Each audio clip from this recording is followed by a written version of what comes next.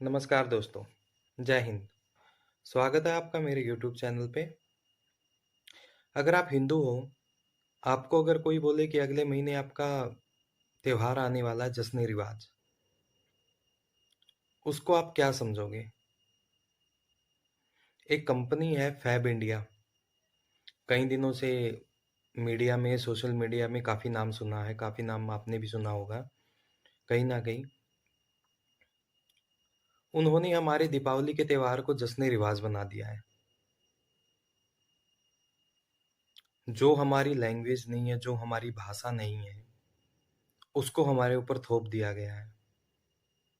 कभी आपने किसी ईद पे या कभी किसी दूसरे धर्म के त्योहार पे कभी कोई हिंदू शब्दावली का यूज़ सुना है? त्योहार ही सुना हो कि मुस्लिम का ईद का त्योहार है या ईद का वो अगर किसी ने ऐड चला के डाला हो या किसी ने बैनर किया हो, नहीं देखा होगा और नहीं सुना होगा।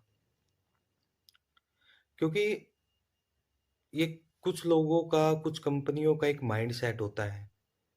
एक कंट्रोवर्सी क्रिएट करना, नाम कमाना, एक टाइम के लिए बायकॉट होगा, एक टाइम के लिए लोग नहीं कुछ खरीदेंगे, लेकिन एक माइंड में एक नाम रहेगा कि फैब इंडिया। ये सब एक सोची-समझी एक तकनीक होती है, एक एक मार्केटिंग की एक स्ट्रेटजी होती है ये।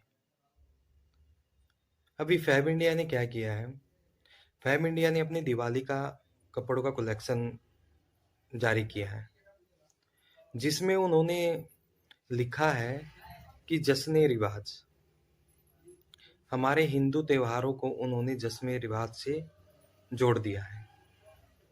उन्होंने लिखा है फैब इंडिया जश्न-ए-रिवाज का नया कलेक्शन, जो भारतीय संस्कृति को दिखाता है।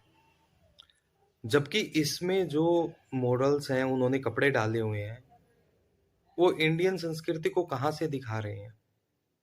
और वो इंडियन कपड़े है नहीं, इंडियन प्रधान है ही नहीं वो। इतने बेतुके ट्वीट, इतने बेतुके बातें, कोई भी कंपनी ऐसी कंपनी जिसका टर्नओवर 1000 करोड़ से ऊपर है, वो कैसे बिना सोचे-समझे लोगों की भावनाओं को आहत करवाने के लिए ये सब लिख सकती है?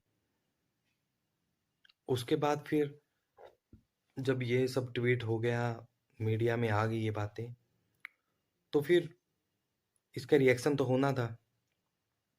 तो इसका रिएक्शन ऐसे हुआ कि बीजेपी के युवा नेता हैं, युवा मोर्चा के अध्यक्ष हैं तेजस्वी सूर्या, उन्होंने इसको रीट्वीट करते हुए इसको जवाब दिया। उन्होंने लिखा कि दीपावली एक पर्व है, एक त्योहार है, ना कि रिवाज है। हिंदू त्योहारों को जानबूझकर इब्राहिमीकरण किया जा रहा है। त्योहारों की परिधानों की जो इसमें मॉडल ने जो परिधान पहने हुए हैं वो हिंदू नहीं है।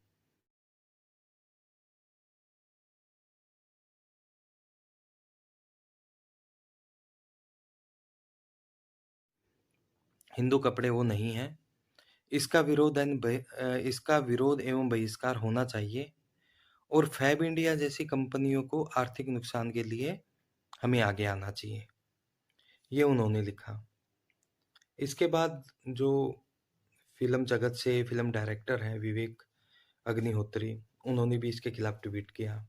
शेफाली वैद्य हैं, उन्होंने भी इसके खिलाफ ट्वीट किया।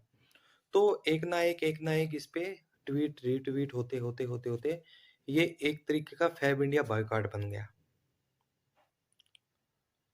ये 3-4 दिन ऐसे ही चलता रहा और रेगुलरली ये अपना फ़ेसबुक पे, ट्विटर पे ये लगातार ट्रेंड होता रहा। तो इसके बाद जब ये सब बातें हो गई फैब इंडिया को भी लगा कि हमने कुछ गलत कर दिया है, हमने किसी की भावनाओं को आहत कर दिया है, तो उन्होंने इस ट्वीट को हटा दिया।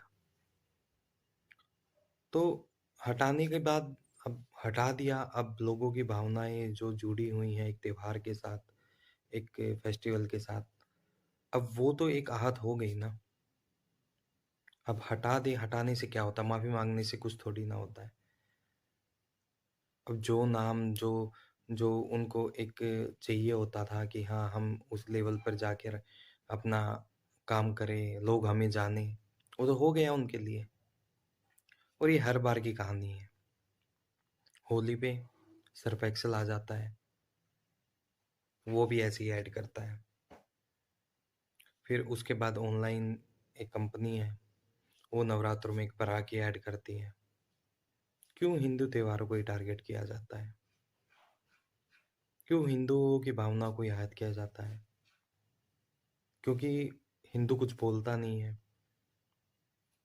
लेकिन अब जब जब से ये ट्रेंड चलने लगे हैं, जब से ये सोशल मीडिया आ गया है, तो ऐसी भी एक जनरेशन है, ऐसी भी एक अलग लोग हैं जो ये बोलते हैं कि हर किसी को अपनी बातें कहने का हक है।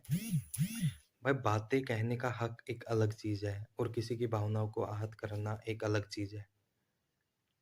इन दोनों चीज़ों को जोड़ के नहीं देखा जा सकता।